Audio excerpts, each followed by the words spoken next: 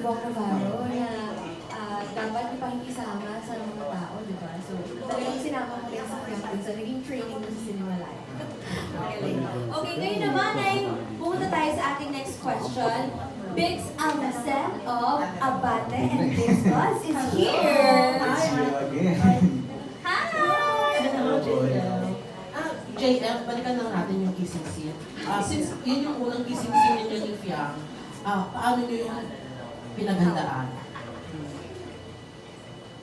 May preparation ba yun? Oo, may practice. Siguro ano lang, nag-ipon lang ako ng lakas ng loob. Ganun. Wala hindi rin namin in-expect na matutuloy yun kasi buong akala talaga namin hindi. Ganun. And nailaban naman yung director. So, ayun. Pang-professional na lang ako rin. Siyempre, may kailangan, may lakas ng loob ng lalaki. Pero ano yung action ninyo nung matuloy? Ako, siguro 3 oras ang pinakagalaw. Hindi ko may paliwanag eh, magulo sa akin. Excited? May ganun ba? Oo. Parang ako nabingi rin ako after. Nabisi? Bingi? Ano nabingi? Oo. Paano kayo nabingi? Kasi nabitin ka. Oo. Ba't ka nabingi? Dahil nagtilian ng mga tao? Siguro lang sa singer. Hindi ko alam na, Jem out! Out na pala ako sa Kanta pala. Kasta pala. Tuloy-tuloy. Pero, since may isa pa kayong movie, yung Shape, Rattle and Roar, kamusta naman yung shooting natin? Nagsimula na ako kami ng first day pa lang. So far, maayos naman din. Excited ako sa lead role ko doon. Ang ganda ng kwento eh. Tsaka horror eh. Oo. Bago rin sa akin yun. Siyempre. Paano ninyo pinaghandaan yung characters ninyo na? Especially, diba, parang iba ito kaysa sa mga dati ninyong nagawa. Ako, sinubukan kong, kasi ako hindi talaga mahilig manood ng horror. Si Piang mahilig, so madalas niya ako sinasama yung pinag-nanonood siya ng horror. So ako, nood lang ako ng nood. Hindi ko na napapanood yung mismong storyline ng kwento. Nakafocus na ako sa behavior, sa nuances ng actor. Gusto ko maramdaman ako yung gagawin ng film. So, ganun lang. Ganun ko siya pinaghandaan. Ito na lang last from me. Sa ghosting kasi, ang daming mga netizen na pumupuri sa inyong Fiang sa acting niya na parang maski bago kayo pagdating sa pag-arte, talagang napakita niyo yung husay niyo sa pag-arte. Ano masasabi mo? So, happy po ako. And kami na rin si Piang for sure. Happy kami na na-appreciate nila yung effort na inubos namin dito sa ghosting. Kahit na, hindi pa naman kami magaling. Marami pa kami dapat matutunan. Siguro ang naging goal lang namin na ginagawa. Sana masatisfy sila. Sana hindi namin sila mabigo. So, ayun. Hindi mo na kami sa ginagawa namin. Congratulations. Thank you so much, Biggs! Alam mo, gusto ko lang magbasa ng ilang comments kasi ang dami talagang kinilig. Gusto ko yung isa yun, sabi niya, si Monique, sabi niya, direct BTS naman dyan, hihihi. Oo nga, no? Wala pang BTS, yung ginawa nung first time. Sana naman wala BTS, no?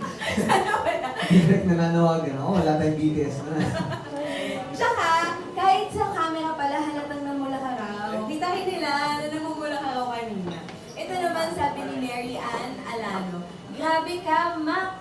Super talented mo talaga. Oh, super talented mo. Burgos Grace says, we love you, JM Fiang, watching from Mindanao! Wow. Hello po, at ito naman po from Salve Asis. Oh, okay, from Miss Salve Asis. Willing ka bang gumawa ng BL projects or accept daring roles?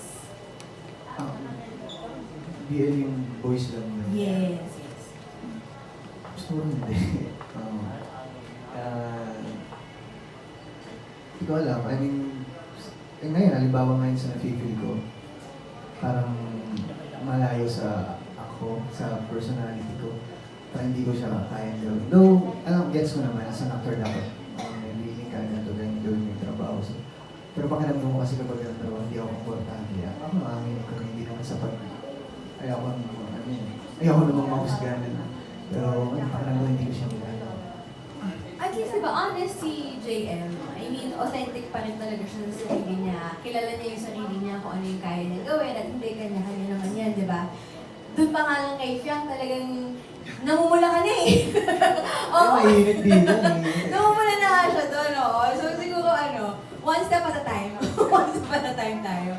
Thank you po. Thank you, Ms. Salvianos. Do you have any other questions po? Janice. Okay. Ito naman from Ms. Janice Navida of Bulgar. She's here with us. Hi, Ms. Janice. Hi, JM. Yung first question ko, since nilaunch kayo ni Fiang as Love Team, and now you're doing a solo project, ano yung naging adjustment mo and paano nyo pinag-usapan ni Fiang yung gano'n na magkakaroon kayo ng solo career? Siguro, ako ang pinaka-naging adjustment ko lang is, parang ito po yung first na work ko na solo ako.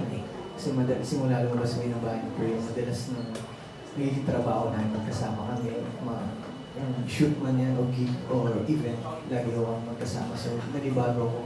So, malaking adjustment po agad sa akin. So, kung paano namin napag-usapan, naging open up po kami sa isa't isa na, hindi ko alam kung paano ko sabihin. Kasi, hindi sa kaalaman namin na kami yung ilolonsiyas love team. So, nag-open na kami kung anong goal namin. As individual artist, nag-open na kami sa isa't isa kung ano yung goal namin. Ganito, ganyan. What if kung tayo love team, magplano mo, ganyan. So, nag-open na kami sa isa't isa. Nagkaroon ba ng fear na kapag, syempre, nag-solo-solo na kayo, baka hindi supportahan ng fans? May mga ganun ba? Sa akin, wala po. Wala akong nararamdaman na gano'n. Kasi, kilala ko na po yung fandom, yung Jem, yung fandom. And grabe sila suporta. Sobrang solido, sobrang, 101% ibibigay nila. May paramdam ng suporta sa akin ni Fiang. Mga individual man yan o magkasama kami. And at the same time, kasi kapag gagawa ng ganitong proyekto, hindi ko iniisip yung magiging suporta. Ang iniisip ko dito, may bigay ko yung best ko, may bigay ko yung kung anong kaya kong gawin. So, doon ako nakafocus. Pero pag hindi mo siya kasama sa isang project, nami-miss mo ba si Fiang? Oo naman. Parang walang araw na hindi kami magkakulat. Kasi alas 2 weeks ako kang ako. Wow. 2 weeks ata. Hindi ako nagkakabali. Nalaki mo ako sa Ilocos. Oh. So, lagi kayong magkausap. So, wala pang label? Walang label? Love team ko lang. Love team lang? Love team. Hindi pa nag-level up?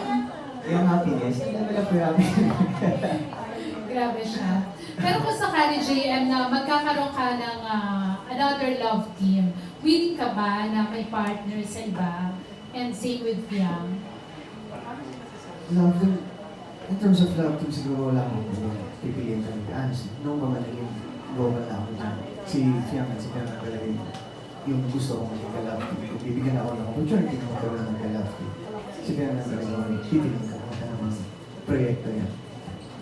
And hindi, kung pagpipiliin ka, bibigyan ka ng chance na sige, sino yung gusto mong maka-partner sa isang project? Sino yung dream mo na makasama sa mga actresses natin today?